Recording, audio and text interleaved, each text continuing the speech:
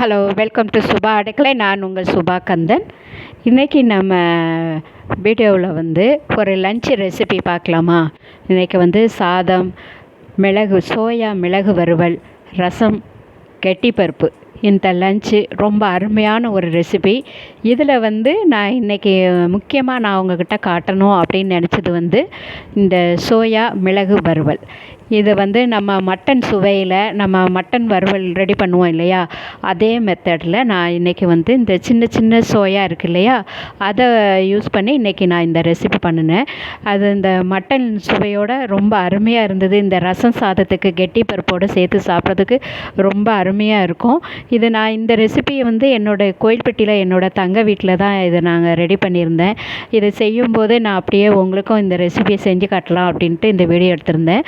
வாங்க எப்படி செய்யலாங்கிறத இப்போ நம்ம பார்க்கலாம். இப்போ இதில் ஹோல் கரம் மசாலா எல்லாம் நான் இதில் எடுத்து வச்சுருக்கேன். இது கூட மல்லி விதையும் எடுத்து வச்சுருக்கேன். இப்போ இதில் காஷ்மீரி சில்லி 2, கொஞ்சம் முந்திரி பருப்பு எடுத்து வச்சுருக்கேன். சோயா நான் இதில் நம்ம வெந்நீரில் போட்டு வேக வச்சு எடுத்து வைப்போம் இல்லையா, அதுபோல் நீங்கள் இதை எடுத்து வச்சுக்கோங்க. முழுசு ரொம்ப வேகணும்னு இல்லை, பாதி இருந்தாலும் பரவாயில்ல. இப்போ இந்த இதில் இஞ்சி பூண்டு பேஸ்ட்டு நான் 1 டீஸ்பூன் அளவுக்கு எடுத்து வச்சுருக்கேன். அதில் சின்ன வெங்காயம் ஒரு 100 கிராம் அளவுக்கு எடுத்துக்கலாம். ஒரு 2 தக்காளி, கொஞ்சம் 2 பச்சை மிளகாய், கொஞ்சம் கருவேப்பிலை எடுத்து வச்சுருக்கேன். இந்த முந்திரி பருப்பு கூட கொஞ்சம் கசகசா இருந்ததுன்னா நீங்கள் சேர்த்து ஊற வச்சுக்கோங்க. இப்போ நான் இந்த எடுத்து வச்சுருந்த ஹோல் கரம் மசாலா, மல்லி விதை, அதாவது தனியா, இது எல்லாத்தையும் வறுத்து நல்லா ஆறின பிறகு மிக்சியில் போட்டு நல்லா பவுடர் பண்ணி எடுத்து வச்சுக்கிட்டேன். இது கூடயே நம்ம ஊற வச்சுருந்த காஷ்மீரி சில்லியும் இந்த முந்திரி பருப்பும் சேர்த்து நான் பேஸ்ட்டாக அரைச்சிக்கிறேன். இது கூட நீங்கள் கசகசா ஊற வச்சு அரைச்சிக்கோங்க. அதுவும் ரொம்ப அருமையாக இருக்கும். நான் இன்றைக்கி கசகசா சேர்க்கலை.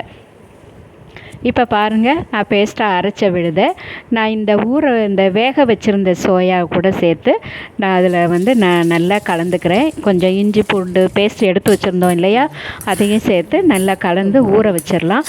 அது பாட்டுக்கு ஒரு 2 நிமிஷம் அப்படியே ஊறட்டும். நம்ம இந்த வெங்காயம்லாம் வதக்கிற டயத்துக்கு இது அப்படி இருக்கட்டும். நான் இந்த ரெசிப்பியை இன்றைக்கி ஒரு மண் பாத்திரத்தில் தான் நான் ரெடி பண்ண போகிறேன். இப்போ இதில் நான் தேங்காய் எண்ணெய் ஊற்றிருக்கேன். இந்த ரெசிபிக்கு தேங்காய் எண்ணெய் ரொம்ப நல்லாயிருக்கும். இது போல் நீங்கள் இந்த எண்ணெயை இந்த பாத்திரத்தை ஃபுல்லாத்தையும் இது போல் இந்த பிரட்டி வச்சுக்கிட்டிங்க அப்படின்னா, இது எங்கள் வீட்டில் எங்கள் பாட்டி இது இப்படி தான் பண்ணுவாங்க. எவ்வளவு 1 டீஸ்பூன் எண்ணெய் ஊற்றினாலும் அந்த பாத்திரம் ஃபுல்லாகவும் இப்படி சுருட்டி எடுத்து வச்சுருவாங்க. இப்போ நான் இதில் தாளிக்கிறதுக்கு நான் அந்த மல்லித்தழையும் புதினாவும் கொஞ்சம் போட்டிருக்கேன். வேறு தாளிக்கிறதுக்குன்னு எதுவுமே இல்லை, நான் டைரெக்டாகவே இந்த தழைகளை தான் போட்டிருக்கேன். இது கூட பச்சை மிளகாவையும் போட்டிருக்கேன். இதை நல்லா வதக்கிக்கோங்க. இதில் நல்லா எண்ணெயில் நம்ம இந்த ரெசிபியை தேங்காய் எண்ணெயில் செய்யுங்க, ரொம்ப அருமையாக இருக்கும். இப்போ பாருங்கள், நான் சின்ன வெங்காயத்தை இது போல் 2 அல்லது 3 துண்டாக இது போல் கட் பண்ணிக்கிடணும். ரொம்ப பொடியாக கட் பண்ணணுன்னு இல்லை, இது போல் துண்டு துண்டாக கட் பண்ணிக்கோங்க. இப்போ இந்த வெங்காயத்தை ஃபுல்லாத்தையும் நம்ம நல்லா வதக்கி எடுத்துக்கலாம். இப்போ இதை நல்லா கிளறி விட்டுக்கோங்க. நம்ம மண் பாத்திரத்தில் செய்கிறதுனால நம்ம ஃப்ளேமை நம்ம ஹைலேயே வச்சுக்கோங்க. கொஞ்சம் நல்ல சூடு ஏறும், நல்ல வதங்கிறதுக்கும் ஈஸியாக இருக்கும். கொஞ்சமாக நீங்கள் உப்பு சேர்த்துக்கலாம். அந்த வெங்காயம் வதங்கிறதுக்கு உப்பு சேர்த்துக்கோங்க.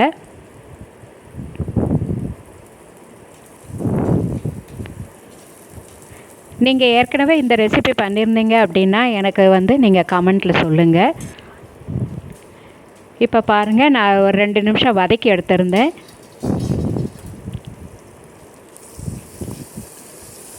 வதங்கியிருக்கு. இன்றைக்கி ரொம்ப பொடிசாக கட் பண்ணி வெங்காயத்தை சேர்த்திங்க அப்படின்னா அது ஒரு நம்ம மட்டன் சாப்ஸ் இருக்கும் இல்லையா, கிரேவி போல் அந்த போல் ஆகிடும்.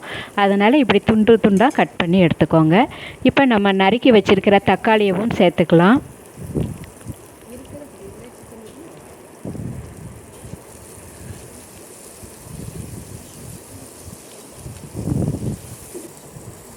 வதங்கியிருக்கு பாருங்கள். இப்போ நம்ம இந்த சோயாவை சேர்த்துடலாம். உங்களுக்கு தேங்காய் விருப்பம் அப்படின்னா நீங்கள் இது கூட ஒரு சில்லு அளவுக்கு தேங்காயை வந்து நல்ல எண்ணெயில் வறுத்துட்டு அதுக்கப்புறம் நீங்கள் இதை நம்ம மசாலா ஹோல் கரம் மசாலாலாம் நம்ம அரைச்சோம் இல்லையா, அது கூட நீங்கள் அரைச்சிக்கலாம். நான் இன்றைக்கி இந்த ரெசிபியில் வந்து நான் தேங்காய் சேர்க்கலை.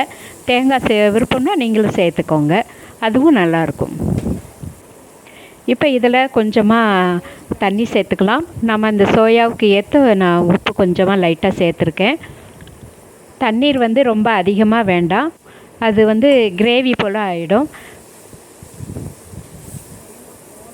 நம்ம வந்து வறுவல் சுக்கா மாதிரி வைக்கிறதுனால தண்ணி வந்து நமக்கு கம்மியாக தான் தேவைப்படும். அதனால் நான் அந்த மிக்ஸி ஜாரில் உள்ள தண்ணி தான் கொஞ்சமாக சேர்த்துருக்கேன். பாருங்கள், ஒரு அரை டம்ளர் அளவுக்கு இருக்கும். இன்னும் ஒரு 2 டேபிள் ஸ்பூன் அளவுக்கு தண்ணி சேர்த்துக்கிடலாம். ஏன்னா நமக்கு மசாலா எல்லாம் நல்ல மறுபடியும் இதோடு சேர்ந்து வேகணும் இல்லையா, அதனால் அவ்வளவுதான், அதிகமான தண்ணீர் வேண்டாம். இப்போ இதை நல்லா கொதித்து நல்ல எண்ணெய் பிரிஞ்சு வரணும். எண்ணெய் பிரிஞ்சு வந்த பிறகு கடைசியாக நம்ம ஒரு முக்கியமான பொருள் சேர்க்கணும். இப்போ அதுக்குள்ளே நம்ம வந்து ரசம் பார்த்துடலாமா, பருப்பு ரசம். அதுக்கு நான் தேவையான பொருட்கள்லாம் எடுத்து வச்சுருக்கேன். ஒரு தக்காளியும் ஒரு சின்ன நெல்லிக்காய் அளவுக்கு புளியும் ஊற வச்சு எடுத்து வச்சுருக்கேன். மல்லித்தழை இருக்குது. கெட்டி பருப்புக்கு துவரம் பருப்பு வேக வச்சுருக்கிறேன். இப்போ நம்ம ரசத்துக்கு உண்டான பொருட்களை எடுத்து வச்சிடலாம். நான் இது வந்து 1 டேபிள் ஸ்பூன் அளவுக்கு நான் மிளகு எடுத்திருக்கேன். இது கூடயே தனியா 1 டேபிள் ஸ்பூன், சீரகம் 1 டீஸ்பூன் அளவுக்கு எடுத்திருக்கேன். இது கடுகு 1 டீஸ்பூன் அளவுக்கு. இப்போ இது கூட ஒரு 4 பல் பூண்டு எடுத்துக்கலாம். இதை முதல்ல நம்ம வந்து கரகரப்பாக அரைச்சி எடுத்துக்கலாம். பாருங்கள், தங்கச்சி வீட்டில் இதில் எடுத்து வச்சுருந்தது எல்லாமே பார்க்க ரொம்ப அழகாக இருந்தது. குட்டி குட்டியாக இருக்குது பாருங்கள், கப்பன் சாசர். இப்போ இதில் வந்து நான் கெட்டி பருப்புக்கு தாளிக்கிறதுக்காக வரமிளகா மல்லித்தழை எல்லாத்தையும் நான் எடுத்து வச்சிட்ருக்கேன். இன்றைக்கி ஒரு லஞ்சுங்கிறதுனால நான் எல்லா ரெசிபியுமே உங்கள்கிட்ட நான் ஷேர் பண்ணிக்கிறேன். நான் கொஞ்சமாக ரசத்துக்கு பருப்பு எடுத்து வச்சுருக்கிறேன், கெட்டி பருப்புக்கு தனியாக வச்சுருக்கிறேன். இப்போ இதெல்லாம் நம்ம தாளித்து எடுக்கணும். பருப்புக்கு தாளிச்சிட்டு அதுக்கப்புறம் ரசத்துக்கும் தாளிக்கலான்னு இருக்கிறேன். இப்போ இந்த கெட்டி பருப்பு கொஞ்சமாக நம்ம தண்ணி ஊற்றி எடுத்து வச்சுருக்கோம். இது கூட நம்ம ரசத்துக்கு திரிச்சோம் இல்லையா, அதையும் சேர்த்துடலாம். தக்காளியும் சேர்த்துடலாம். ரசத்துக்கு தேவையான உப்பு சேர்த்துருக்கேன். நல்ல கையால் அந்த தக்காளி புளி எல்லாத்தையும் நல்லா கையால் பிசைஞ்சு விட்டீங்க அப்படின்னா உங்களுக்கு ரொம்ப அருமையாக இருக்கும். ரசம், பருப்பு ரசம் ரெடி ஆகிடும். சாதமும் ரெடி ஆகிட்டுருக்கு. இப்போ பாருங்கள், எண்ணெய் பிரிஞ்சு வந்திருக்கு, தெரியுதா? உங்களுக்கு இன்னும் நல்ல கலராக வேணும்னா நீங்கள் காஷ்மீரி சில்லியை வந்து இன்னும் கொஞ்சம் பவுடர் சேர்த்துக்கோங்க. நான் சொன்ன அந்த முக்கியமான பொருள் வந்து மிளகு பொடி 1.5 டீஸ்பூன் அளவுக்கு நான் சேர்த்துருக்கேன். மட்டன் மசாலா வந்து ஒரு அரை டீஸ்பூன் அளவுக்கு சேர்த்துக்கோங்க. நான் காஷ்மீரி சில்லி வந்து ரெண்டு தான் அரைச்சி போட்டிருக்கேன். நீங்கள் பொடியாக சேர்க்குறதா இருந்தாலும் இந்த சமயத்தில் நீங்கள் சேர்த்துக்கோங்க. ரொம்ப அருமையாக இருக்கும். ரச சாதத்தோடு சாப்பிட்றதுக்கு நல்ல மட்டன் சுவையோட இந்த சோயா வந்து நல்லாயிருக்கும். ட்ரை பண்ணி பாருங்கள். பாருங்கள், தண்ணீர் எதுவும் இல்லை. சோயா வறுவல் ரெடியாக இருக்குது. இதில் வந்து கடைசியாக இப்போ நம்ம வந்து தங்கச்சியை வந்து கொஞ்சம் டேஸ்ட்டு பார்க்க சொன்னேன். உப்பு எல்லாம் கரெக்டாக இருக்கான்னு பார்க்க சொன்னேன். சரியாக இருக்குதுன்னு சொன்னாங்க. ஒரு டேபிள் ஸ்பூன் அளவுக்கு கொஞ்சமாக நீங்கள் பச்சை தேங்காய் எண்ணெய் வந்து நம்ம மேலே வந்து அப்படியே நீங்கள் ஊற்றிக்கோங்க. ஊற்றி நல்லா கலந்து விட்டுக்கோங்க. அது வந்து மணமாகவும் இருக்கும், நல்லாயிருக்கும். அது ஆப்ஷனல் தான், உங்களுக்கு விருப்பப்பட்டால் கொஞ்சம் தேங்காய் எண்ணெய் சேர்த்துக்கோங்க. இப்போ நம்மளுடைய சோயா வறுவல் ரெடியாக இருக்குது. இப்போ நம்ம வந்து கெட்டி பருப்புக்கு தாளித்து எடுத்துடலாம். நான் இதில் கொஞ்சம் வந்து எண்ணெய் ஊற்றிருக்கேன். இதில் கடுகு உளுந்தம்பருப்பு போட்டுக்கலாம் தாளிக்கிறதுக்கு. கடுகு நல்லா பொரியணும்.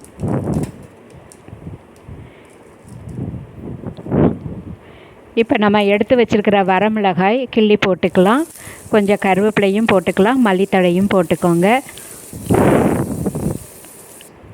அவ்வளவுதான், நம்ம கெட்டி பருப்புக்கு தாளிப்பு ரெடியாக இருக்குது. இன்னும் நம்ம வந்து பருப்பில் வந்து உப்பு சேர்க்கலை.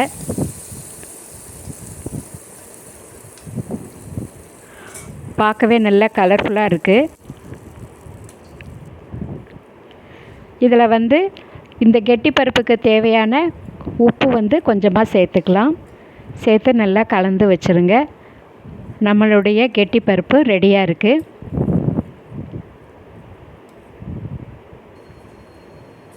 இப்போ அதே பாத்திரத்தில் நான் வந்து ரசத்துக்கும் தாளித்து எடுத்துக்க போகிறேன். அதில் கொஞ்சம் எண்ணெய் ஊற்றிருக்கேன். கடுகு, உளுந்தம்பருப்பு எப்பவும் போல் தாளிக்கலாம். இது கூடயே நீங்கள் வந்து கருவேப்பிலை போட்டுக்கோங்க. நான் வந்து இது ரசங்கிறதுனால நான் கொஞ்சம் பொரிக்கிறதுக்கு சீரகமும் சேர்த்துருக்கேன். ஒரு வரமிளகாய் சேர்த்துக்கலாம்.